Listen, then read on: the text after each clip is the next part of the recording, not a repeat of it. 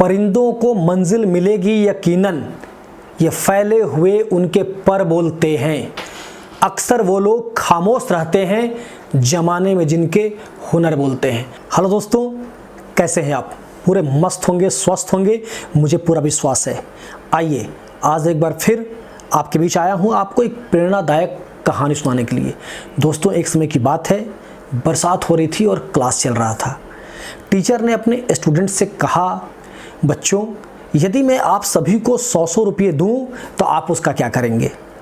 बच्चों ने कुछ सोचा और फिर सारे बच्चे बोलने के लिए हाथ उठाने लगे। बच्चे बोलना शुरू किए, मैं मिठाई खरीदूंगा, कोई बोला मैं चॉकलेट खरीदूंगा, कोई बोला मैं बैट खरीदूंगा, कोई बोला मैं बॉल खरीदूंगा, कोई बोला मैं गुड़िया खरीदूंगी। इस तरह बच्चों ने अपने अपने विचार व्यक्त किए। एक बच्चा था मनोज, वो चुपचाप बैठकर कुछ सोच रहा था। टीचर ने कहा, मनोज तुम्हें कुछ नहीं खरीदना है? मनोज शांत रहा। टीचर उसके पास गए और बोले, मनोज तुम्हें क्या खरीदना है? वो सोचते सोचते बोला, सर मुझे अपनी माँ के लिए एक चश्मा खरीदना है।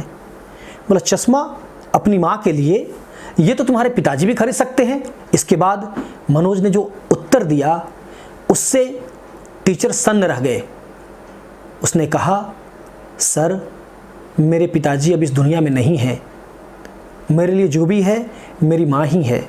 मेरी माँ घर घर जाकर सिलाई करती है और उससे हमारा परिवार चलता है और मेरे पढ़ाई का खर्च उठाती है।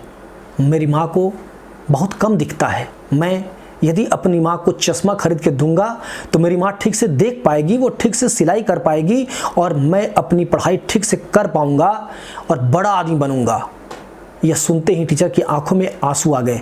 उन्होंने मनोज को उठाकर गले से लगा लिया और बोला, बेटे यही सोच तुम्हारी कमाई है। ये लो अपने पुरस्कार के 100 रुपये और मेरी तरफ से उधार के 100 रुपये।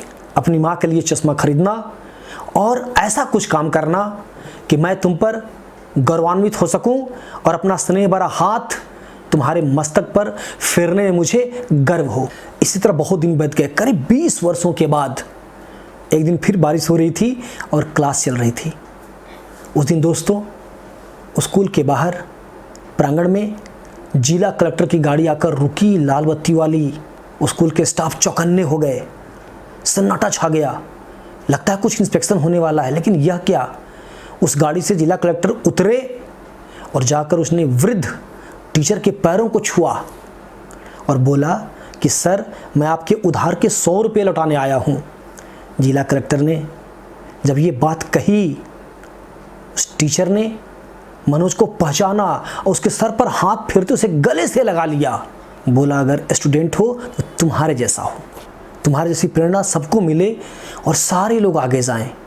दोस्तों वक्त बदलते देर नहीं लगती। शहंशाह को फकीर बनते और फकीर को शहंशाह बनते देर नहीं लगती। सबका समय बदलता है। आइए हम सभी अपने कार्यों को ईमानदारी से करें और दिल से करें। धन्यवाद।